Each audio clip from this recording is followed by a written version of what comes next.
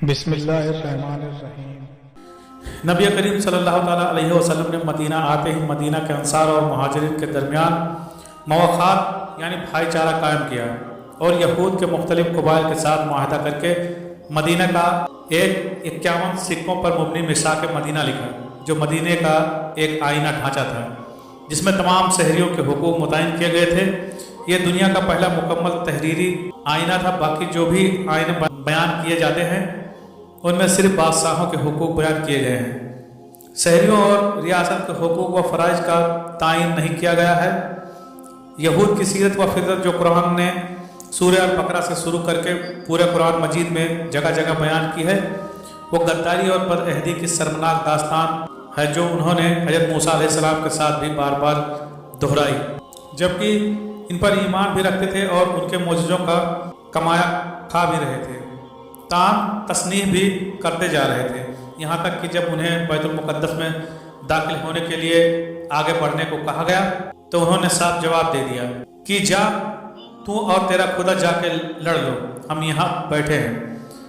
جب اس جسارت پر 40 سال کی قید ملی تو من و سلوہ نازل ہوا، مگر ان کے نخرے دیکھنے والے تھے، یوں فرمائش کر رہے تھے کہ گویا کہ معاذ اللہ حضرت موسیٰ علیہ السلام کسی ہوٹل کے ویٹر ہیں جن سے فرمائش بھی ہو رہی ہے اور کھانے پر اعتراض بھی ہو رہا ہے، اور ساتھ اس ادا کے ساتھ کہ اپنے رب سے مانگ، اے موسیٰ اپنے رب کو یہ کہے، گویا اللہ صرف موسیٰ کا رب تھا، ان کا تو کچھ لگتا ہی نہیں تھا۔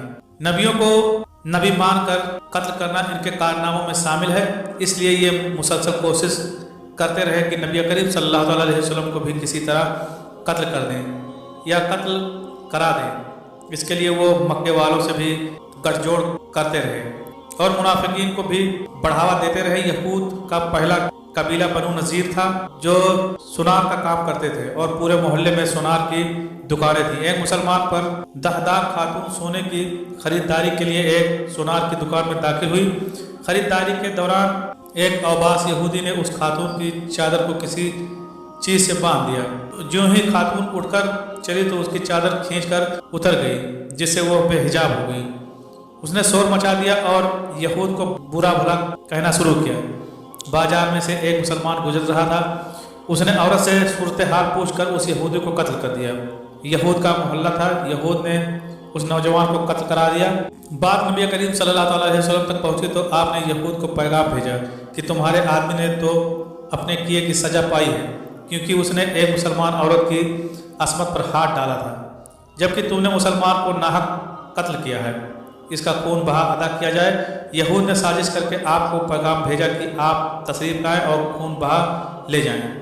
جب آپ خون بہا لینے کے لیے گئے تو انہوں نے آپ کو ایک مکان کی دیوار کے ساتھ بٹھا دیا اور اپنے ایک آدمی کو چھت پر بھیجا کہ وہ آپ صلی اللہ علیہ وسلم پر وہ اوجنی پتھر گرا دے جو اس مقصد کے لیے چھت پر رکھا گیا تھا۔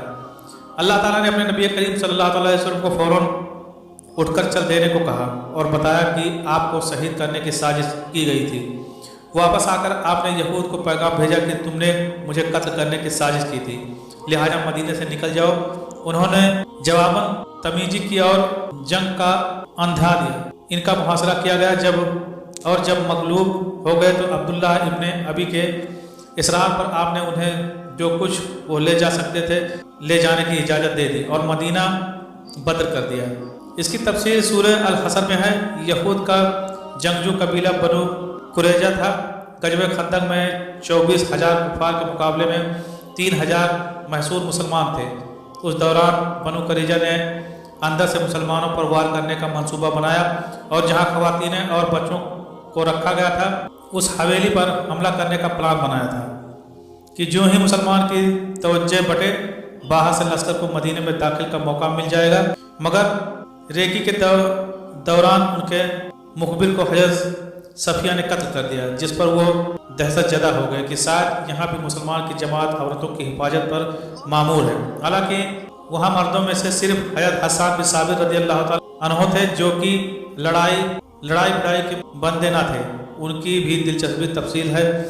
غزوہ الاحزاب یا جنگ خندق میں کفار کی ناکامی کے بعد نبی کریم صلی اللہ علیہ وسلم نے اپنا جنگی لباس اتار उतार रहे थे कि जिब्रील तशरीफ लाए और फरमाया कि आप सल्लल्लाहु अलैहि वसल्लम अपना जंगी लिबास उतार रहे हैं, जबकि हमें इनकी इजाज़त नहीं दी गई, बल्कि बनो कुरैजा की तरफ चलने को कहा गया है। आप सल्लल्लाहु अलैहि वसल्लम ने भी सहाबा में ऐलान करवा दिया कि इसी हाल में बनो कुरैजा की तरफ कूच करो। बनो कुरैजा का मुहासरा कर लिया गया।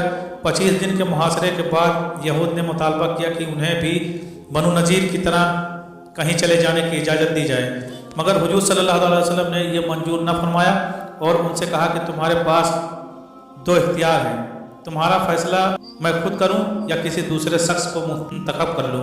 कबीले की सूरी में इख्तिलाफ हो गया। कुछ लोग रसूलुल्लाह सल्लल्लाहु अलैहि वसल्लम से फैसला लेने का मशवरा दे रहे थे, जबकि अक्सरियत औस के सरदार साद बिन माज को जज बनाने की तरफ माइल थी, क्योंकि औस रसूलुल्लाह सल्लल्लाहु अलैहि वसल्लम की आमद से पहले बनु कुरैजा के हलीफ थे, जिनके आपस में करीबी ताल्लुकात थे। आप सल्लल्लाहु अलैहि वसल्लम ने यह दरख्वास्त मंजूर करके बनु कुरैजा का मामला साद बिन माज रज़ियल्लाहु तआला अन्हु को सौंप दिया और साद बिन माज रज़ियल्लाहु तआला अन्हु ने फैसला दिया कि उनके काबिल जंग मर्दों को कत्ल कर दिया जाए, जिस पर अमल दरआमद किया गया। उसूलन यह फैसला हुजूर सल्लल्लाहु अलैहि वसल्लम ने किया ही नहीं था कि बल्कि बनु कुरैजा के अपने मुंतखब करदा सालिस का फैसला था, जो उनको रिहा भी कर सकते थे और मुल्क बदरी भी। मगर हकीकत यह है कि ये आसमानी फैसला था, जो कि ठीक अल्लाह की सुन्नत के मुताबिक था, जो वह अपने रसूलों के मामले में इख्तियार करता है। आमीन या रब्बुल आलमीन।